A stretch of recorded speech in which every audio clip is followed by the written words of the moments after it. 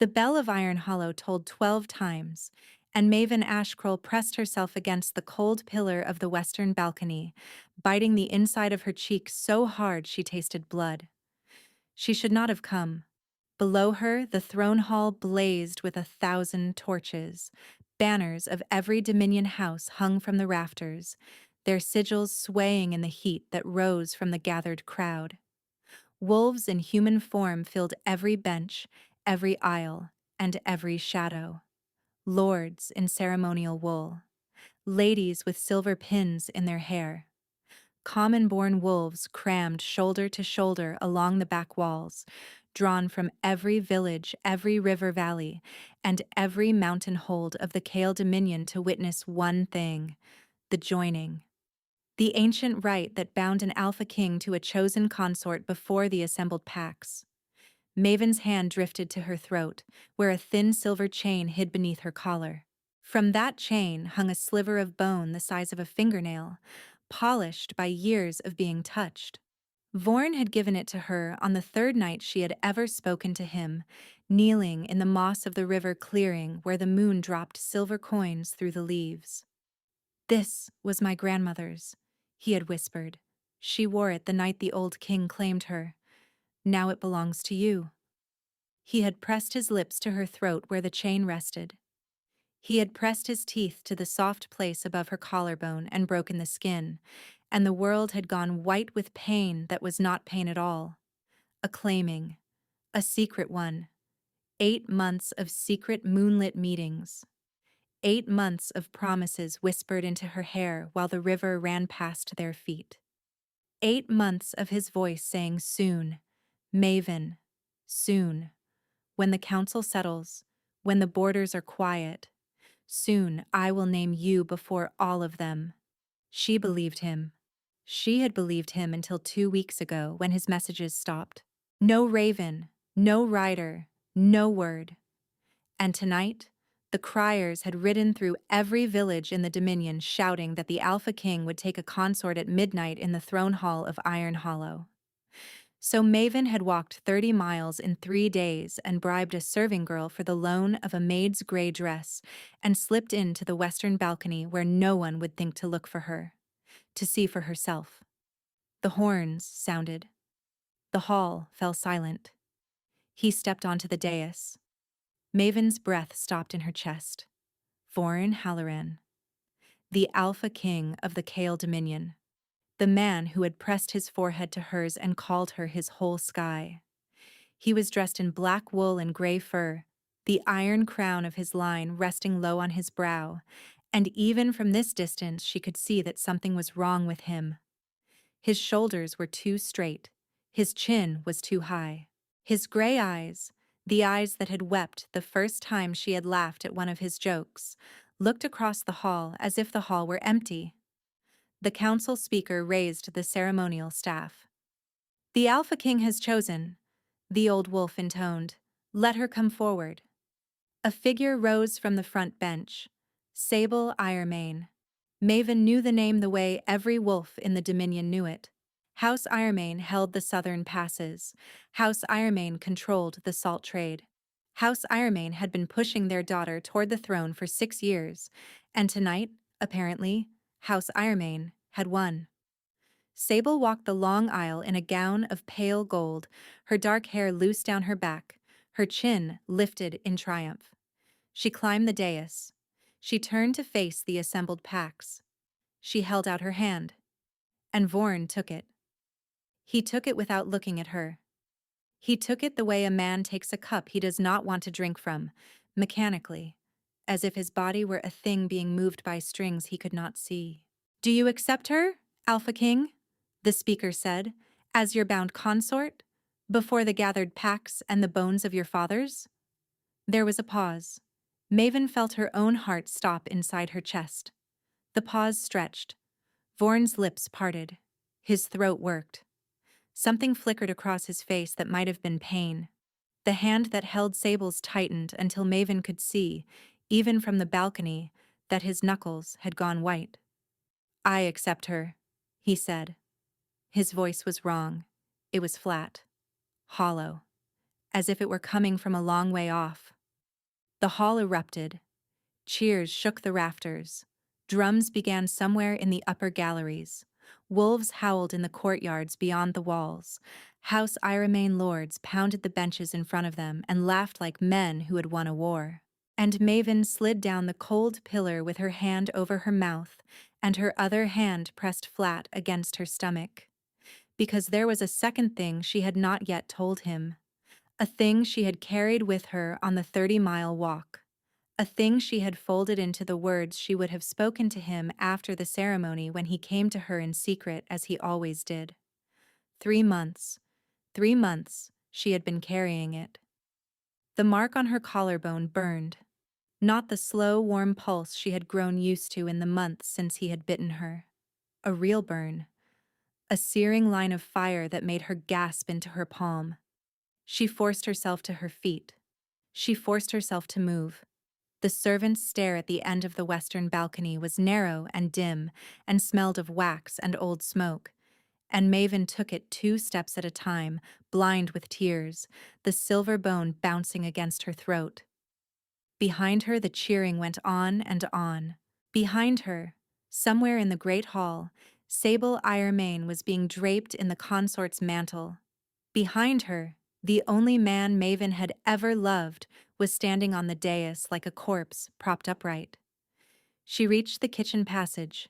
She pushed through the servant's door into the icy alley behind the keep. The cold air hit her face and her lungs and she let it. She did not stop walking. She walked through the alley, through the lower courtyard, through the postern gate where the night guard was drunk on joining wine and waved her through without looking. She walked into the black country beyond the city walls, where the road dropped down through pine forest toward the river crossings. She walked all night. By dawn she had 40 miles between her and Iron Hollow, and the burn on her collarbone had not faded, and her hand had not left her stomach. What she did not see, because she was already gone, the Alpha King's hand, in the moment after he spoke the words, beginning to shake. Beginning to shake the way a man shakes when he is fighting something that has hold of him from the inside. What she did not hear. The howl. The howl that tore out of him an hour after the ceremony ended, when the binding loosened just enough for him to feel, for one terrible instant, that she was no longer in the city. The howl that rolled out of the open windows of the upper keep and traveled across the rooftops of Iron Hollow and made every wolf in the city lift its head in confusion, because no one had ever heard their king make a sound like that. What she did not know, that the binding sigil burned black into the skin over his heart by a witch in House Iremain's pay, was already beginning to crack, and that he was already coming for her. He just did not yet know who he was coming for. 10 months later, the village of Brackenmore had stopped calling her the new woman. She was just the herb woman now. The one who lived in the cabin where the old trapper had died. The one who took payment in eggs and dried apples and sometimes a length of homespun wool. The one whose belly had swelled through the winter and whose son had been born at the dark turn of the year, in a cabin lit by 3 candles and tended by the village midwife and a girl of 14 who had never seen a birth before. Maven called him Airy. She had not given him his father's name. She had not given him any piece of his father at all. He had her dark hair and her pale eyes and the small, serious mouth she remembered from the only painting she had ever seen of her own mother, and that was enough. That had to be enough. Ari was 4 months old now. He slept in a basket beside her hearth, wrapped in 2 blankets and a rabbit fur coverlet a woodcutter's wife had given her when Maven set the woman's broken wrist in autumn. The Selvik River ran behind her cabin, slow and brown and full of trout in the warm months. The forest that rose up on the other side of the river was old growth, pine and rowan and silver birch. A forest the Brackenmore villagers did not enter after sundown, because the villagers said wolves ran in those trees, and not the small gray ones that took chickens, but other ones. Bigger ones. Ones that walked upright when no one was watching. Maven knew exactly what walked in those trees. She did not go into them. She kept to the cabin. She kept to her garden. She kept to the river path between her door and the village square, and she kept the silver bone tucked under her collar where no one could see it. And she did not say her own true name aloud, not even to Airy. Here she was, Win Cole, a widow, a herb woman, nothing more. That morning, before any of it began, she had walked the river path into the village square as she did every third day, with Airy bound to her chest in a length of gray wool and her gathering basket on her hip. The sky over Brackenmore was the color of unwashed linen. The market was small, 4 stalls set in a half-ring around the broken stone of the old well, and Maven moved between them with her head down, trading a bundle of dried yarrow for 2 hens' eggs and a half-round of hard cheese, exchanging a small clay pot of valerian for a length of rough flax thread. The fishmonger's wife, who was the closest thing Maven had to a friend, slipped her a strip of smoked trout when no one was looking, and asked after the baby with a softness that made Maven want to weep. "He sleeps through, then?" "Most nights." "You are blessed, Win. My first never let me close my eyes for half a year." Maven smiled the small, careful smile she had practiced in a polished tin plate during her first weeks in the cabin, and she said nothing else, and she moved on. The miller's youngest had a fever. She knew before the miller's wife came running because she had seen the woman's face from the far end of the square, the particular gray under the eyes that mothers of sick children wear. The wife caught Maven's wrist by the well and whispered, and Maven followed her up the lane to the small loft above the millstones, and she laid her hand on the boy's forehead and felt the heat there. She unwrapped the cloth bundle at her hip. Willow bark, elderflower, a pinch of something darker that she had never told the village she carried. A powder her grandmother had ground from a root that grew only in the high places.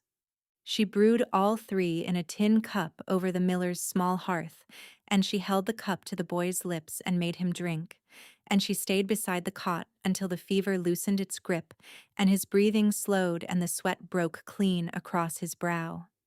The miller's wife pressed 3 copper pieces into Maven's palm at the door. Maven gave 2 of them back. "For the boy," she said. "For broth. When he wakes hungry."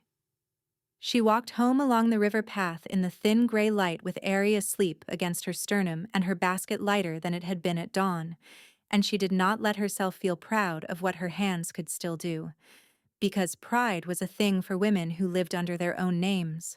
The mark on her collarbone burned every night. It had not faded. It had not even softened. By every law of wolf-kind that Maven had ever heard, a claiming bite that was rejected by the biter should fade within the first moon, leaving smooth skin and a closed bond and a woman free to grieve and move on. Hers had darkened. Hers had spread in the first weeks after the joining, in a thin gray thread that traced down toward her heart and then stopped, like a root that had been searching for water and had found something else and had decided to stay. Hers pulsed. Sometimes, in the deep part of the night, when Airy was asleep and the cabin was quiet and the river was the only sound in the world, Maven could feel something pressing on the other side of the mark. Pressing the way a hand presses on a window.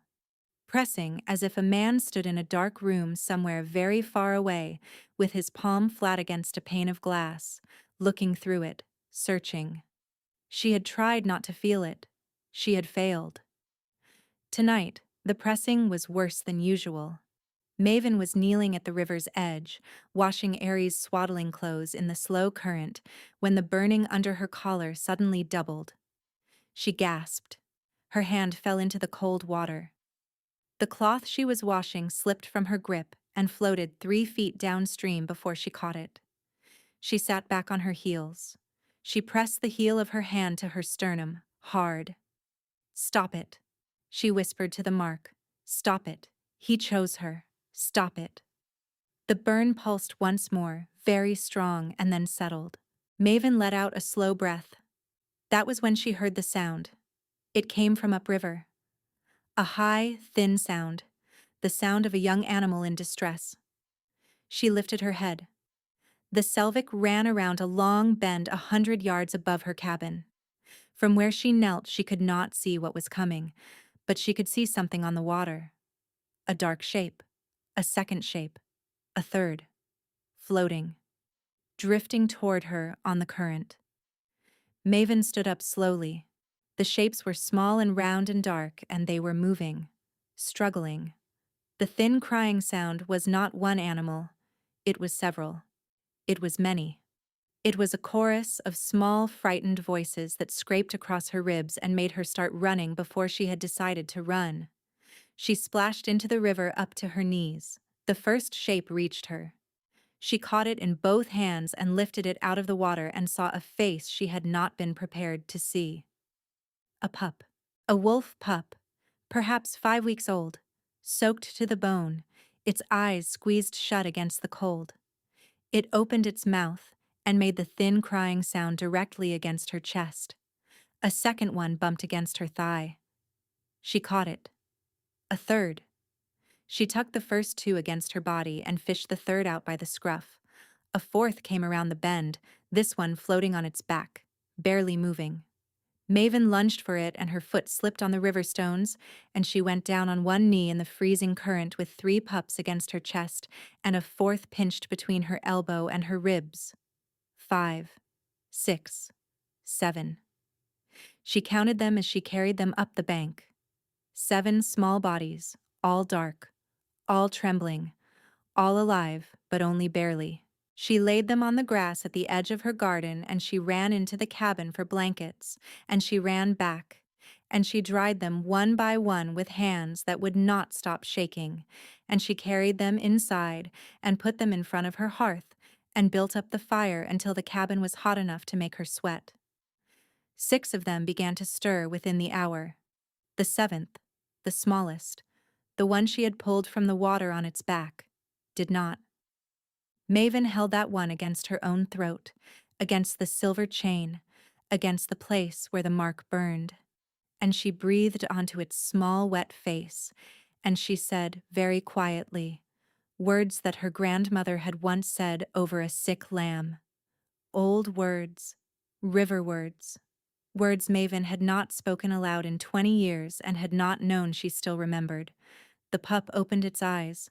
They were not the eyes of a 5-week-old animal. They were silver. Pure silver, the color of the moon at its highest, with a black ring around the iris, and a depth in them that no infant creature should have.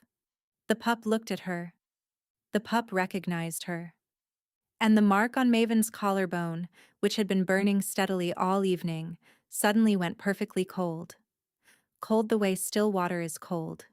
Cold the way old silver is cold.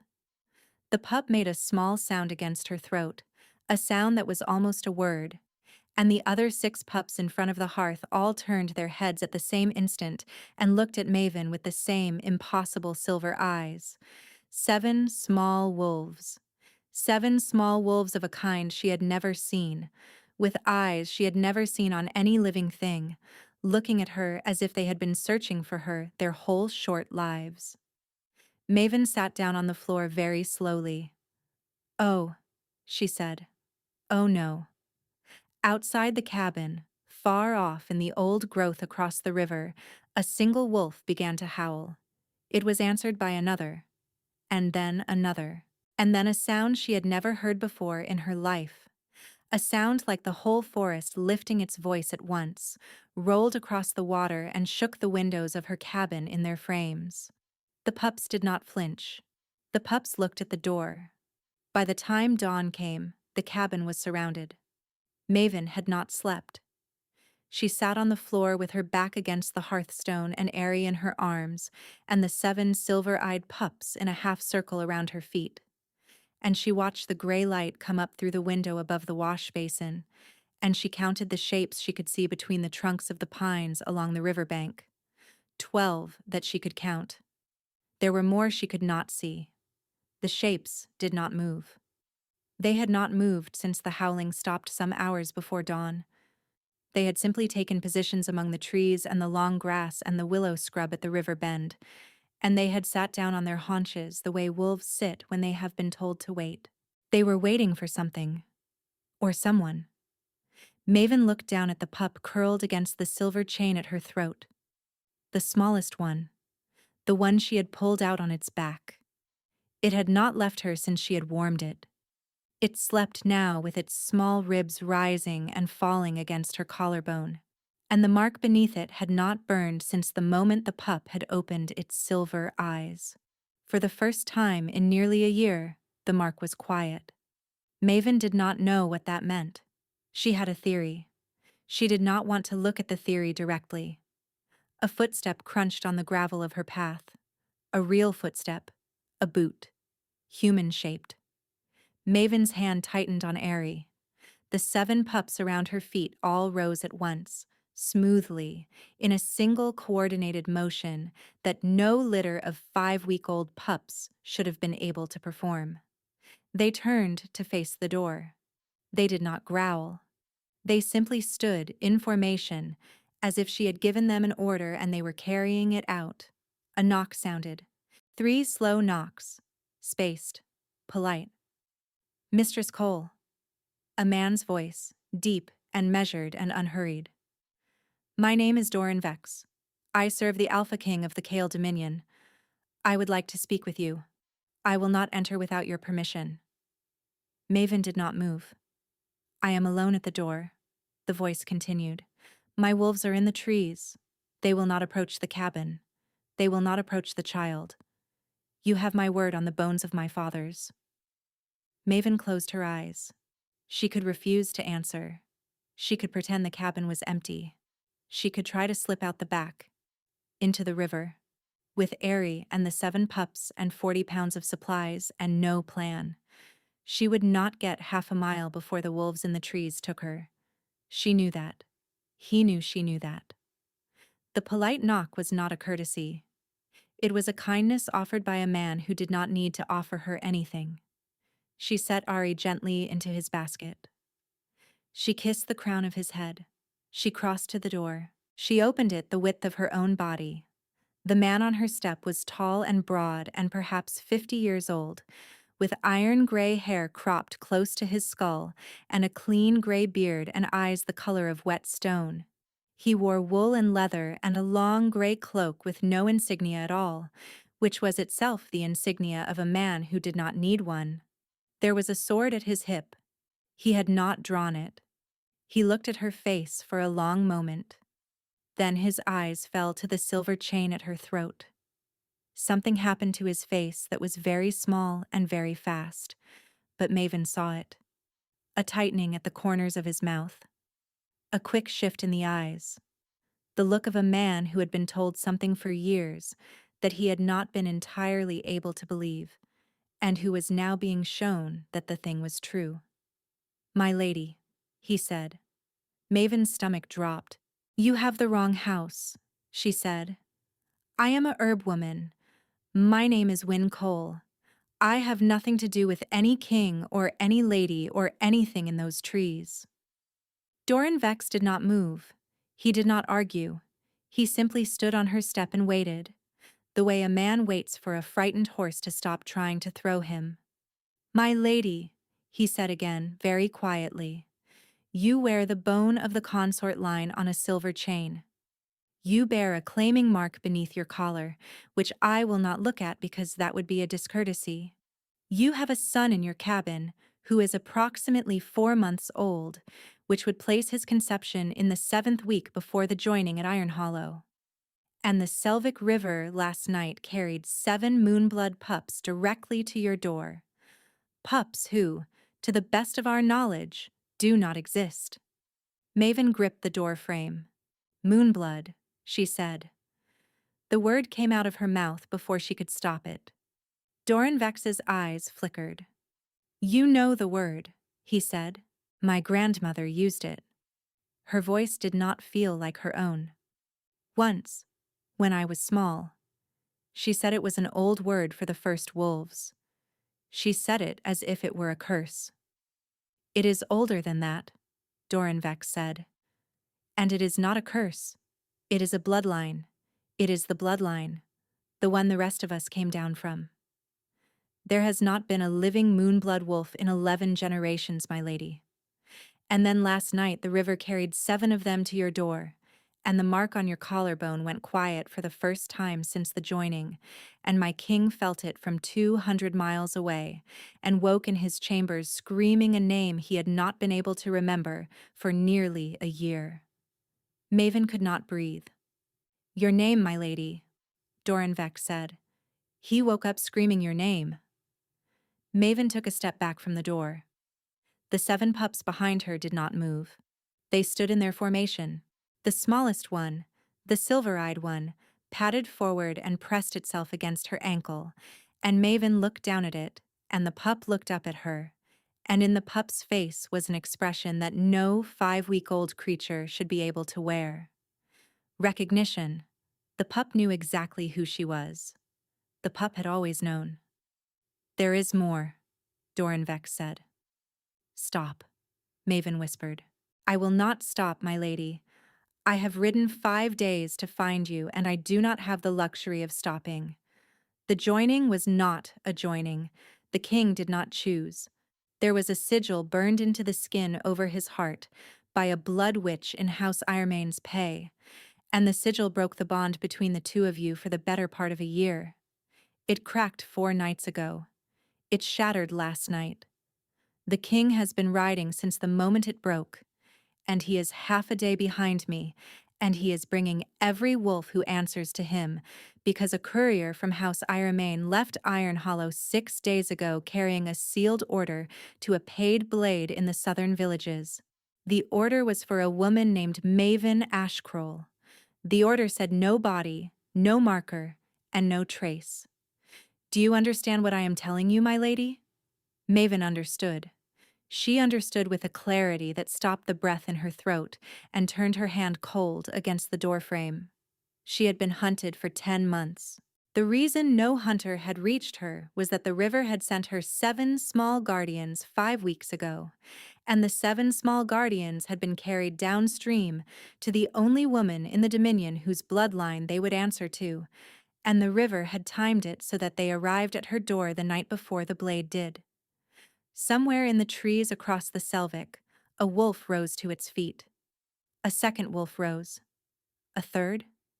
The silver-eyed pup at Maven's ankle let out a small, clear, almost musical sound, the way a bell sounds when it is struck once with a soft hammer, and every wolf in the tree line turned its head toward the sound at the same instant. Doran Vex looked over his shoulder. His hand went to his sword. My lady, he said, very calmly. The blade has arrived. He is not alone. Get the child and the pups behind the hearth and do not come out, no matter what you hear. He drew the sword. He did not look back at her. He walked down off her step and out into the long grass between her cabin and the river, and as he walked, he began to change, the air around his shoulders rippling like heat above a road in summer. By the time he reached the riverbank, he was no longer a man. He was a wolf the size of a draft horse, gray as old iron, and he was standing between her cabin and the 7 other shapes that had just stepped out of the trees on the far bank. And Maven, in the doorway, with the silver-eyed pup pressed against her ankle and Airy beginning to cry behind her in his basket, understood at last what the burn under her collarbone had been doing for 10 months. It had not been mourning a lost mate. It had been waiting, holding the line, keeping her alive long enough for the 7 pups to find her, and for the 7 pups to bring the king's beta to her door, and for the king himself to come riding out of the broken binding with a sword and an army and 10 months of black grief at his back. The first arrow hissed across the river. It struck the doorframe 2 inches from Maven's head and stuck there, quivering, its black tip glistening with something that was not water. The arrow in the doorframe was still quivering when the second one struck the shutter. Maven slammed the door shut and dropped the bar across it. Ari was screaming now, full-throated and red-faced in his basket, and the 7 pups had broken their formation at last, pressing back against her shins, the silver-eyed one looking up at her with a steadiness that was somehow worse than panic. Outside, Beyond the wood of the door, she heard the sound of Doran Vex's wolf going to work. It was not a sound she had words for. It was the sound of a thing built for one purpose meeting other things that had also been built for that purpose, and the wood of her door did not muffle any of it. There were snarls. There were the close, decisive sounds wolves make when a fight is being decided. There was a single human cry, very short, that did not come again. Maven pressed her back against the door and slid down it until she was sitting on the floor with Airy clutched to her chest and the pups gathered around her knees. She did not cry. She had cried for 10 months. There was no crying left in her tonight. She counted the heartbeats against her sternum. Ari's first, frantic and fast. Her own, slower, surprisingly steady. And underneath both of them, the third pulse. The one she had felt every night since the joining, the burn that had now gone cold and quiet beneath the silver chain. The fight outside lasted longer than she expected. It also ended more abruptly than she expected. There was a final snarl, a crash, as if something heavy had struck a tree, a long, low growl that rolled across the river and carried no answer back. And then silence, broken only by the small wet sounds of a wolf breathing hard, somewhere very close to her door. A voice spoke through the wood. It was not Doran Vex's voice. Maven. The word went into her like a hand reaching into her ribs. She knew that voice. She had known it across moss and moonlight and 8 months of whispered promises, and the long silence she had thought was rejection. She knew it the way her own bones knew the river. She did not answer. She could not. Maven, it is me. The voice cracked on the second syllable of her name. I do not know if you can hear me. I do not know if you are alive. I have been riding for 4 nights. I have not slept. I have.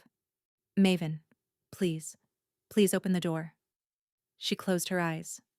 She thought of the dais, the empty gray eyes, the flat hollow voice saying I accept her. She thought of the 30-mile walk through the snow with her hand pressed against her stomach. She thought of the 7 small bodies floating around the river bend. She set Ari gently into the basket. She rose. She lifted the bar from the door. She opened it the width of her own body, exactly as she had opened it for Doran Vex, and the man on her step was not the king she had watched stand on a dais in black wool and gray fur. He was something the wolves had not finished giving back. His shirt was ripped open down the middle. The sigil over his heart was still visible, what was left of it. A black spiral of burned skin that had cracked across the center as if something had pushed up through it from the inside. His hair was wet. His hands were bloody to the wrists, and there was blood on his mouth that was not his own. His gray eyes, those gray eyes that she had thought she would never see clearly again, were fixed on her face. And he was holding himself in the doorway with both hands gripping the frame, as if he did not trust his legs to keep him upright. He looked at her. He looked at the silver chain at her throat. He looked past her, at the basket beside the hearth, where Ari's small fist was waving above the rabbit fur coverlet. His knees gave out. He did not fall. He went down on purpose, slowly until he was kneeling on her threshold with his bloodied hands open at his sides and his head tipped back so that he was looking up at her. And Maven understood then that he had decided, somewhere on the 4-night ride, that he would not enter her cabin without permission and without proof that the woman inside still wanted him to. I did not choose her, he said. His voice was a wreck. I know, Maven said. They put a thing on me. A burning. Maven, I cannot remember the night of the joining. I cannot remember any of it. I remember walking into the great hall, and then I remember waking up 4 months later in my own bed, with a woman in my chambers I did not know, and a name on my tongue I could not say. My name. Your name. He made a sound that was almost a laugh, and was not. I did not even know it was your name. I knew it was a name. I knew it was a name I had to say, or I would die. The healers thought I had lost my reason. The council was preparing to depose me. And 4 nights ago, the thing on my chest cracked. And I knew. I knew where you were. I knew. He looked down at his hands. They were shaking. I have not been a king since the joining, Maven. I have been a man with no name in his mouth. Maven looked at him. She looked at him the way a woman looks at a thing she has spent 10 months teaching herself to hate, and she found that she could not do it. She could not hate the wreck on her step. She could be furious with him. She could grieve at him. She could, for a long time, refuse to forgive what had been done to her, even though she now understood it had been done to him as well. But she could not look at the broken sigil on his chest and the blood on his hands and the way he had not yet looked at her son, because he had not yet been given permission, and feel the clean, simple hatred she had been carrying in her teeth, like a stone. She let the door open the rest of the way. She did not say, "Come in." She said, "His name is Ari." Vorn Halloran's whole body folded. It was not a word for what happened to him. He did not weep the way men weep when they are trying to look strong. He wept the way a man weeps when a thing has been pulled out of him that he did not know how to live without. And Maven watched him from the doorway with her own eyes dry and her hand at the silver chain, because she had wept enough for both of them, and tonight, her job was something else. "Ari," he said into his hands. "Ari Halloran, if you want him to be," Maven said quietly. "Or just Ari, if you do not. I have not decided yet. I was waiting to see who you turned out to be." He looked up at her. The gray eyes were red. "And who am I?" he said. It was not rhetorical. It was not a flourish. He was asking her, kneeling in her doorway with the blood of a paid blade on his hands and the broken sigil cracked open on his chest, and Maven understood that for 10 long months he had not known the answer, and she was the only person in any of his kingdoms who could tell him. "A man who came back," she said. His shoulders dropped. "A man who came back as fast as he could," she said, more softly. "Who is filthy and bleeding and is going to wake my son if he kneels there much longer." Vorn let out a shaking breath that might have been a laugh. The silver-eyed pup at Maven's ankle padded forward, past her skirts, and stopped in front of him on the threshold. It looked up into his face for a long moment. Then it pressed its small, wet nose to the back of his hand, very deliberately, and turned and walked back to the hearth. Vorn stared at the pup, then at Maven. "That is a Moonblood pup," he said. His voice had gone very quiet.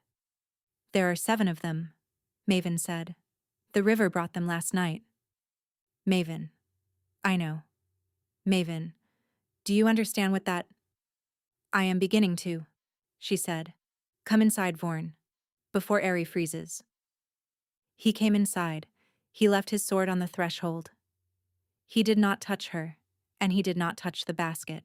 He sat down on the floor in front of her hearth, with 7 silver-eyed pups arranging themselves in a half-ring around his knees, and he put his face in his hands, and Maven set the bar back across her door and went to her son. The night was not over. She knew that. But for the first time in 10 months, she was not facing it alone. He slept for 3 hours on the floor of her cabin. Maven did not sleep. She sat in the chair by the hearth with Ari asleep against her shoulder and watched Vorn breathe. The 7 pups sprawled across his chest and arms, and one of them tucked into the crook of his neck, and she understood that her own body had been keeping a kind of vigil for 10 long months, and that the vigil was now ending whether she had decided to end it or not. The thing under her collar did not burn. It pulsed, slow and steady, in time with the breathing of the man on her floor. Doran Vex returned at dawn. He came in human form again, dressed in fresh wool he had taken from somewhere, his iron-gray hair damp from the river, a thin red line down one cheekbone the only mark he carried from the night's work. He looked at the man on the floor with the 7 pups. He looked at Maven in the chair. He did not look at the broken sigil over his king's heart because that, Maven was beginning to understand, was a discourtesy among men of Dorinvex's kind. "My king," he said quietly. Vorn stirred. He sat up. The pups slid off him and reformed their half-ring near the hearth, and he ran a hand down his face and looked at his beta with the slow, careful focus of a man putting himself back together piece by piece. "How many were there?" Vorn said. 6 at the river. 2 more in the wood line behind the cabin. We took one alive. Iremain? Iremain Gold. Iremain orders. He is talking. He will keep talking." Vorn nodded once. His eyes moved to Maven. They moved to Ari. They returned to Dorinvex, and the tired man on her floor was gone, and the king was sitting in his place, and Maven understood that this was what 10 months had cost him.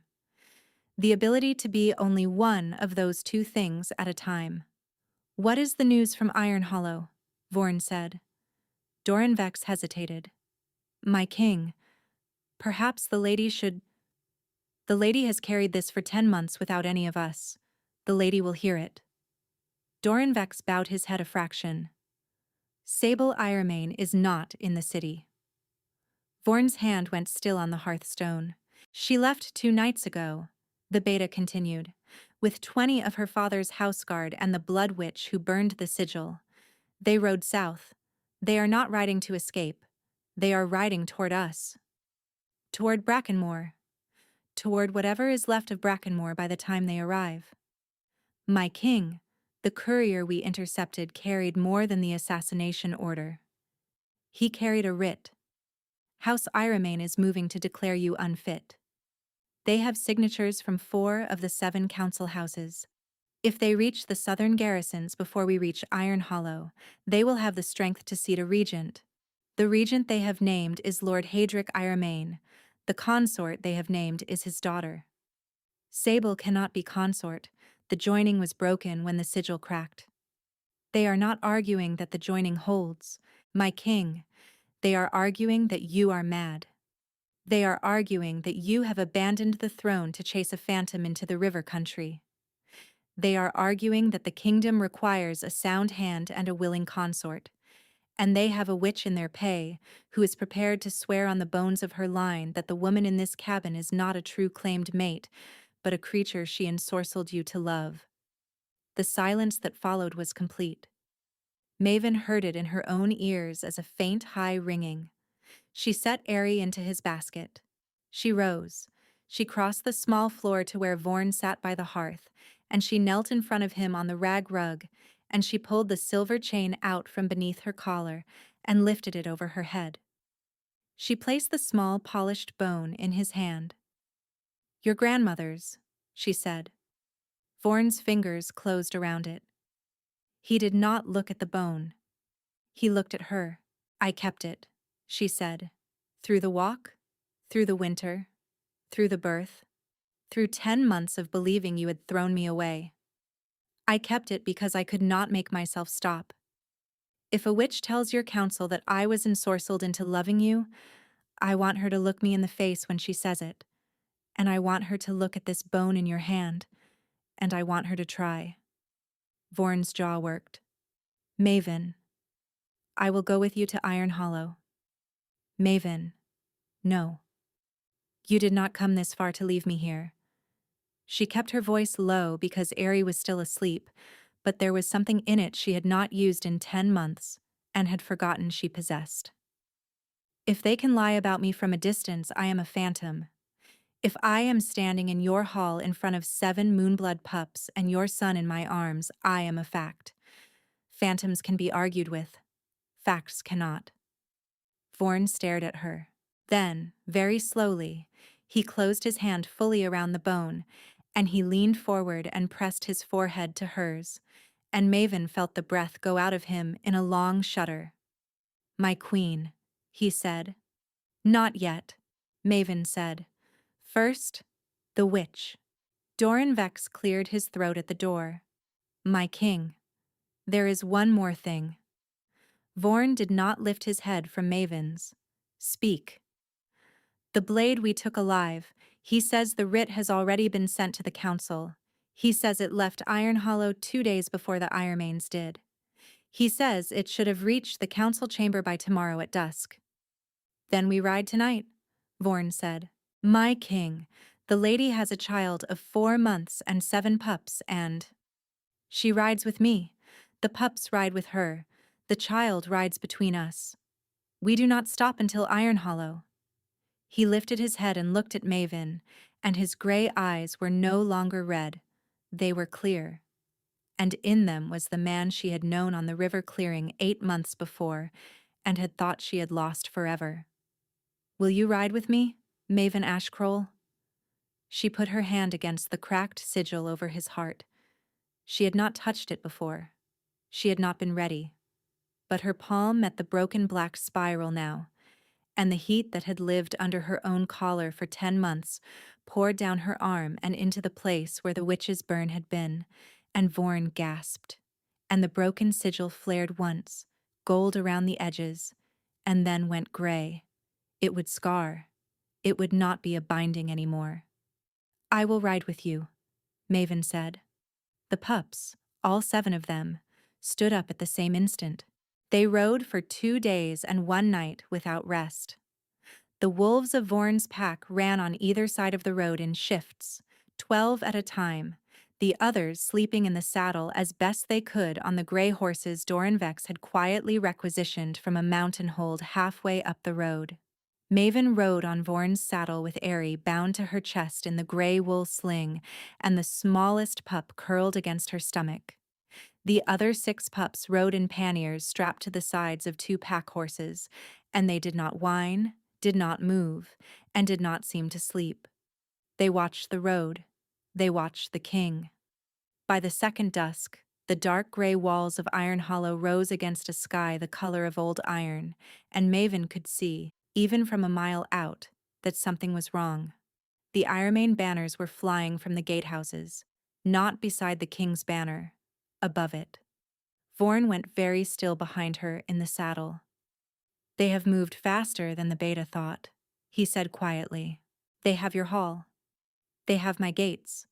They will not have my hall until the council names them, and the council will not name them until tomorrow at dusk. He pressed his cheek for one brief moment against the side of her hair. We have 1 night to get inside. Doranvex rode up alongside them. His horse was lathered. His face was gray. My king. The East Postern is held by Captain Marrow. He is yours. He held under the binding. He will hold tonight. Then we go through the East Postern. There is more. Vorn waited. The Ironmanes have brought hostages into the Great Hall. Servants, stable boys, the old horsemaster Thesson. They have set them in a row before the dais. They have made it known that any attempt to retake the city before the council vote will be answered in blood. 41 of them, my king. Maven heard the number land in Vorn's chest because she was sitting against it. He went still in a way that was not stillness so much as the absence of something. The breath stopped. The heartbeat stuttered. Then it came back. Slower. Harder. 41, he said. 41. Including Thesson. Including Thesson.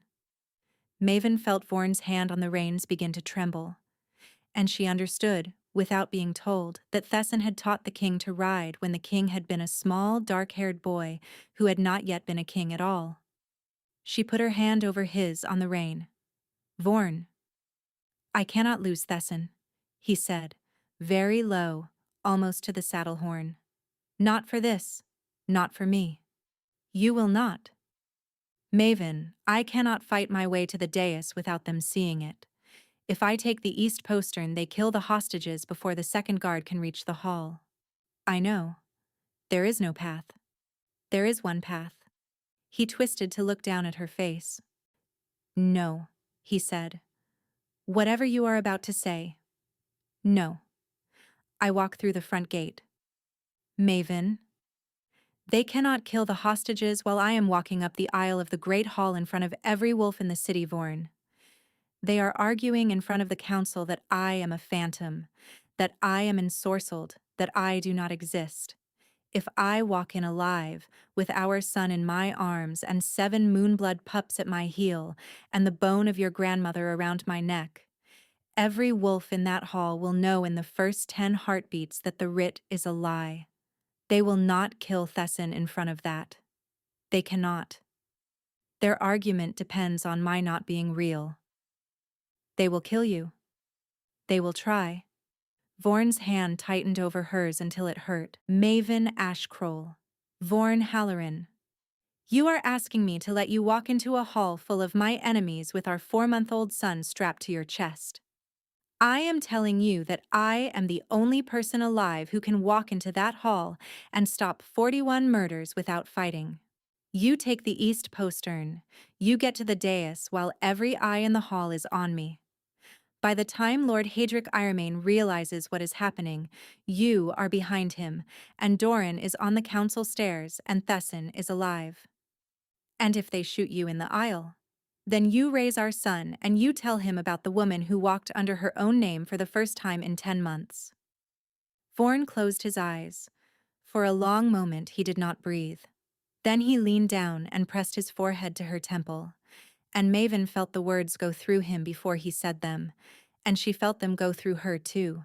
I love you, he said. I have loved you since the 3rd night on the river. I did not say it then because I was afraid of what saying it would cost you. I am saying it now because I will not have you walk that aisle without knowing it. I know, Maven said. Tell me you know. I know, Vorn. I have known for 8 months. Now stop, or I will not be able to go. He stopped. He let her go. She slid down out of the saddle into the cold mud of the road, and the smallest pup came down with her in her arms, and the 6 other pups dropped from the panniers and arranged themselves in a half ring around her ankles, as if they had been rehearsing it their whole short lives. Doran Vex handed her a clean gray cloak and she did not put it on. She wanted to be seen. She wanted them to see Ari. She wanted them to see the silver chain at her throat that she had taken back from Vorn an hour before the city walls came in sight, and the small polished bone that hung from it, and the mark beneath her collar that had stopped burning the night the river brought her 7 small guardians. She turned toward the gates of Iron Hollow. She began to walk. She did not look back. If she had looked back, she would have seen the Alpha King of the Kale Dominion sitting his horse in the mud of the road with one hand pressed flat against the place over his heart where the cracked sigil had finally gone cold, and she would have seen Doran Vex turn his horse and ride at a full gallop for the east postern, and she would have seen the 7 moonblood pups around her ankles lift their silver eyes in unison as the first torches on the gatehouse wall caught sight of the small, dark figure walking up the road alone with a child against her chest. The horns on the gatehouse began to sound. They did not sound the alarm. They sounded the older note. The note the criers had not used in 11 generations. The note that meant one of the first ones is on the road. Maven Ashkroll walked up the long road to the gates of Iron Hollow under her own name for the first time in 10 months. The gates began, very slowly, to open. The Hall of Iron Hollow had been built to hold 3,000 wolves. It held perhaps 2,000 now, and every one of them turned when the great doors opened, and every one of them saw the same thing. A small dark-haired woman in a gray wool dress, with a 4-month-old child bound to her chest, walking up the central aisle with 7 silver-eyed pups in a half-ring around her ankles. No guard, no banner, no cloak. The mark beneath her collar was visible above the line of her dress, a dark spreading thread that stopped just below her throat, where a thin silver chain hung. From the chain, a small polished bone caught the torchlight. She did not stop walking when the gate guard stepped toward her. The 7 pups walked her past them without effort. The pups did not growl. The pups simply kept moving, and the men in eRomain livery moved out of the way of the pups, the way men move out of the way of a thing they do not yet have a name for. On the dais, on the throne that should have been Vorna's, sat a tall, silver-haired man in dark blue wool. Lord Hadric eRomain.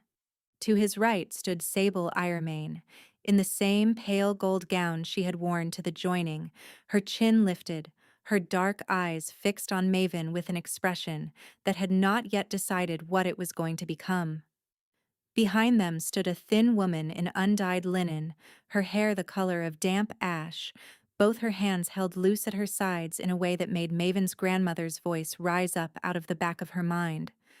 The Blood Witch. To the left of the dais, in a long row before the lower step, knelt the hostages. 41 of them, just as Doranvex had said. Servants, stable boys. An old man with a long white mustache who must have been Thesson, his hands bound, his head up. Maven did not look at the dais. She walked, with the 7 pups around her ankles, until she stood directly in front of the bound row of hostages. Then she turned to face the dais. She did not bow. "My name is Maven Ashcroll," she said. Her voice was not loud. It did not need to be. The hall was already silent in the way halls become silent when something is happening that no living wolf has seen before. "I am the woman you ordered killed 10 months ago. I am the woman your witch hid behind a binding sigil burned into the chest of your king. I am the woman whose son, Ari Halloran, sleeps against my chest as I speak. I am the woman the Selvic River chose to bring 7 Moonblood pups to 3 nights ago, because the river has known what I am for longer than I have." Lord Hadric Iremain's hand tightened on the arm of the throne. The Blood Witch took half a step forward. Stopped. Maven's eyes moved to her. "You burned a sigil into the skin of my mate." The witch said nothing. "Look at me," Maven said. The witch's pale eyes lifted, and for the first time Maven understood, with a clarity that came up out of her grandmother's voice, and out of the silver in the eyes of the pups at her ankles, that the witch had not known, when the Iremains had hired her, what Maven was. The witch had thought she was burning a sigil over a common-born woman. The witch had not known she was reaching her hand into the line the rest of the Dominion had come down from. And the witch had spent the last 10 months waiting for the river to come for her, and the river had now come for her. And it was wearing Maven's face. The witch's knees buckled. She caught herself on the back of the throne. Lord Hadric Iremain snarled and turned his head, and the witch hissed something through her teeth that was not for the hall to hear. And Maven understood that the witch had just told Lord Hadric Iremain, in the privacy of the upper dais, that she could not lift a hand against the woman in the aisle, because the woman in the aisle was older than her bones. That was the moment Sable Iremain drew the knife from her sleeve. It was a small thing, a blade no longer than a hand. But Maven saw it leave its sheath, and Maven saw Sable Iremain move, and Maven understood that the daughter, unlike the father and the witch, had decided that if she was going to lose the throne tonight, she was at least going to take Maven with her. Sable came down the dais steps in 3 running strides. Doranvex was not yet through the east postern. Vorn was not yet inside the walls. Maven had her son strapped to her chest and 7 pups around her ankles and 41 bound hostages behind her, and there was nobody in the great hall of Iron Hollow who was going to reach her in time. So Maven did the thing she had not known she could do until the moment she had to do it. She stopped pretending she was a herb woman from a river village. She let the thing under her collar open. The mark on her collarbone, which had darkened and spread and pulsed since the night of the joining, lifted off her skin like a thread being drawn out of cloth. It rose up her throat. It traced down her arms. It wrote itself across the backs of her hands and the joints of her fingers in a fine gray filigree that was not ink and was not blood, and was older than either. And the silver-eyed pup that had not left her ankle since the river lifted its small head and made the bell sound it had made at the door of the cabin, and every torch in the great hall of Iron Hollow guttered at once. Sable Iremain was 3 paces away. Maven raised her hand. She did not strike. She did not need to. She simply raised her open palm in the gesture her grandmother had used over a sick lamb in a field 40 years ago.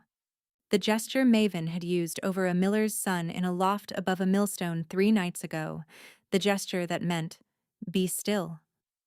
Sable Iremane stopped. The knife stopped. The whole hall stopped. Not by Maven's force, by recognition. The wolf in everybody in the hall, including the bound wolves on the dais, including Sable Iremane herself, knew the gesture the way wolves know the moon. And the wolf in everybody in the hall went down on its haunches inside the human flesh, and the human flesh, having no choice, went still. Sable's hand opened. The knife fell. It rang on the flagstones. In the silence that followed, Maven heard the east postern give way. She heard the sound of a great wolf hitting the stone of the side corridor at full gallop, and she heard Doran Vex's voice barking an order in the council gallery above, and she heard the clean, dry crack of a moonblood pup behind her, the smallest one, lifting its silver eyes to the upper dais and making the bell sound a second time. Lord Hadric Iremane went for his sword. He did not reach it. The black wolf that came through the side door of the great hall was bigger than any wolf the Iremanes had seen in their lives, because the black wolf had been riding for 2 days through grief and rage, and the broken end of a binding that had cost him 10 months of his own son's life, and the black wolf hit the dais without slowing. Lord Hadric Iremane did not have time to make a sound. When it was over, Vorn stood on the dais on 2 legs again, naked from the waist up, the cracked gray scar of the sigil visible across his heart, and the throne behind him was empty, and the witch was on her knees with her forehead pressed to the stone. Sable Iremane stood frozen in the aisle 3 paces from Maven, the dropped knife at her feet, looking at her father's body with an expression Maven did not enjoy. "Sable Iremane?" Vorn said. His voice was not loud, it carried. "You raised a knife against my consort and my heir in the great hall of Iron Hollow. You will be put on a horse at dawn and ridden to the high passes and left there with no name and no wolf and no pack, and any wolf in the Dominion who finds you alive after the next full moon owes you nothing. Do you understand me?" Sable Iremane lifted her chin. She did not speak. It did not matter. The guards in Iremane livery were already, very quietly, dropping their weapons on the flagstones, because the witch on the dais was on her knees and the Lord was dead, and the gesture in the aisle had unmade them. Vorn turned to the witch. "You will lift the binding from every wolf you have ever burned. You will write the names. You will go to the river country at dawn, and you will not come back. The Selvik will decide what you owe." The witch pressed her forehead harder to the stone. Vorn came down the steps of the dais. He came down them the way a man comes down a flight of stairs in his own home after a long absence.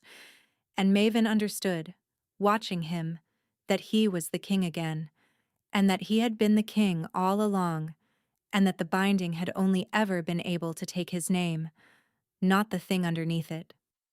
He stopped in front of her. He did not touch her yet. He looked at the fine gray filigree on the backs of her hands. His gaze moved to the mark that had risen out from beneath her collar and spread like silverwork across her throat. It came to rest on the 7 pups around her ankles and the small dark head against her sternum. "My queen," he said, very quietly. "Not yet," Maven said. "First the bond." Vorn's mouth parted. She lifted her hand and pressed it flat against the cracked gray scar over his heart, and she said, in a voice that came from a place she had not known she could speak from, "Vorn Halloran of the Kale Dominion, I claim you. By moonblood and river water and the bone of your grandmother around my throat, I claim you. Do you accept?" "I accept," he said. He bared his throat to her. Maven rose on her toes, with Aerie sleeping against her chest and 7 moonblood pups in a half-ring around her ankles, and 2,000 wolves of the Kale Dominion watching, and she set her teeth into the soft place above his collarbone, and she broke the skin. The bond came up between them like a river coming up a dry bed in spring. She felt the morning he had woken in his chamber screaming a name he could not say. She felt the 4 months he had spent unable to remember her face. She felt the moment 4 nights ago when the sigil had cracked and her name had come back into his mouth, and he had not stopped writing since. And underneath all of it, she felt the third night on the river, the one he had told her about an hour before the gates of Iron Hollow had opened, the night he had decided he loved her and had been afraid of what saying it would cost her. She let him feel her in return. The 30-mile walk, the winter, the birth, in the cabin lit by 3 candles. 10 months of believing he had thrown her away, the river bringing 7 small bodies around the bend. When she stepped back, the silver chain at her throat had warmed under her hand, and the bone on it had gone pale gold, and the cracked gray sigil over Vorn's heart was knitting itself shut into a clean white scar that no witch would ever burn open again. The hostages in the row by the dais were weeping. The old man with the white mustache, Thesson, was on his feet, his bound hands held in front of him, his eyes fixed on Vorn with the look of a man who had taught a child to ride and had not been certain, for 10 long months, whether the child would come back. Vorn went to him. Vorn cut the cord on his hands with the knife from his own belt, and he set his forehead against Thesson's forehead. And Thesson, who had not made a sound when he was bound, made a sound then. It was the only weeping Maven heard from any of the wolves of Iron Hollow that night. The rest of them howled. It started with the 7 pups at her ankles, the smallest one first, the bell sound rising into something longer and clearer, and then the wolves of Vorn's pack outside the walls picked it up, and then the wolves of the city took it, and within a minute the howl was rolling out of the great hall of Iron Hollow, and across the rooftops, and into the dark country beyond. And every wolf in the Kyle Dominion who heard it lifted its head, because the note in it was the note the criers had sounded on the gatehouse an hour before. One of the first ones had come home. The southern provinces wrote their council letters within the week. The 4 houses that had signed the writ withdrew their signatures by the next full moon, and Lord Hadric Iramain's lands were broken up between the families of his hostages, and the witch, who had walked to the river country at dawn on Vorn's order, was found 3 weeks later sitting in the shallows of the Selvik, with her hands in the water and her eyes closed. And the village of Brackenmoor said the river had taken what it was owed and let her live as a kind of mercy. Sable Iramain was not seen again. The Moonblood pups grew. They did not grow the way ordinary pups grew. By midsummer they were the size of yearling deer, and by the autumn they had taken their 2-legged forms for the first time, and they were children, 7 of them, with silver eyes and dark hair and the small, serious mouths of a line that had not walked the Dominion in 11 generations. They lived in the upper rooms of the keep, near the king's chambers, and they answered to Maven before they answered to anyone else.